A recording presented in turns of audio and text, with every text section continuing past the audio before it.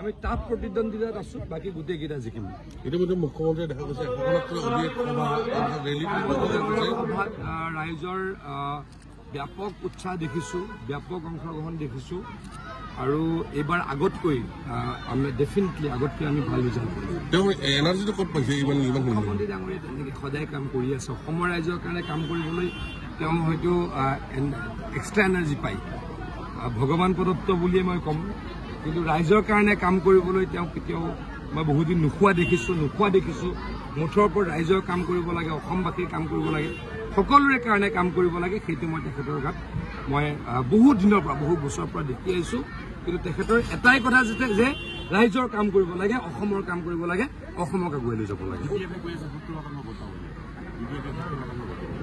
চাওক BPFৰ আপোনালোকে যদি চাই BPFৰ দিনতেই কোকৰাঝাৰ সাম্প্ৰদায়িক সংঘৰ্ষ হৈছিল ইয়াতে হত্যা হিংসাৰ পৰিৱেশত মানুহ ওলাব নোৱাৰা হৈছিল BPFত এতিয়া হত্যা হিংসা কতো নাই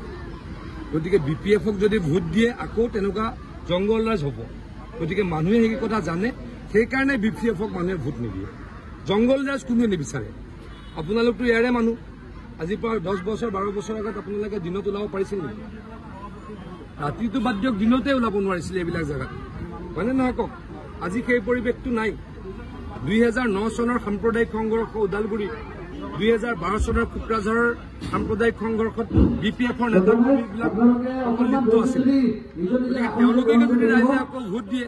আকৌ এটা হত্যা হ'ব হিংসা হ'ব সেইটো হ'বলৈকে দিয়া নহ'ব কোনো পধ্যে সেইটো হ'বলৈকে দিয়া নহ'ব আমি শান্তি আনিছো শান্তি ইয়াতে থাকিব আৰু প্ৰগতি আহিছে প্ৰগতি আৰু হ'ব মই ভাবো প্ৰায় 2 লাখ ভোটৰ জনজীৱন লাভ কৰিব আৰু কোনোবাই যদি ভুল কৰে যি মানুহৰ হাতত যি ব্যক্তিসকলৰ হাতত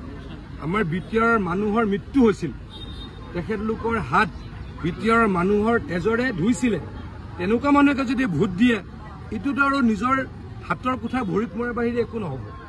গতিকে ৰাইজে বুজিব লাগে কথাবিলাক যে শান্তি কোনে আনিলে প্ৰগতি কোনে আনিলে এখন মুছলমান অধ্যুষিত অঞ্চলত মই মিটিং পাইছো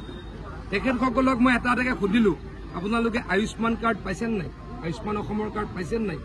সকলোৱে ক'লে পাইছো আয়ুষ্মান অসমৰ কাৰ্ড পালে কি হয় এটা পৰিয়ালৰ 5 লাখ টকালৈকে বিনামূলীয়া ট্ৰিটমেণ্ট হয় এবছৰত মই তেখেতসকলক সুধিলো আপোনালোকে বিনামূলীয়া চাউল পায়নে নাপায় তেখেতলোকে পাওঁ বুলি ক'লে মই তেখেতসকলক সুধিলো যে আপোনালোকে উজ্জ্বলা গেছ পায়নে নাপায় পাওঁ বুলি ক'লে মানে আমি কাকোৱেই কামৰ ক্ষেত্ৰত ডিছক্ৰিমিনেট কৰা নাই ভোট দিয়া নিদিয়া এই কথাবিলাক চোৱা নাই গতিকে ৰাইজৰ কাৰণে আমি কাম কৰিছো ৰাইজে আমাক ডেফিনেটলি সহায়